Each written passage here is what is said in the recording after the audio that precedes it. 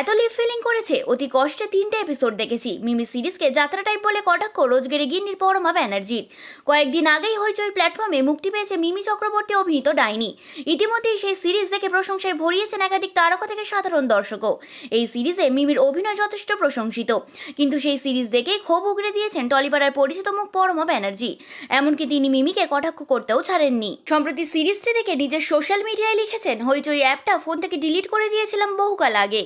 ডাইনি ওয়েব সিরিজের ভুরি ভুরি হাইপ আর কিছু ইউটিউবারের প্রশংসা শুনে আমিও 499 টাকায় বোকা বনে গেলাম।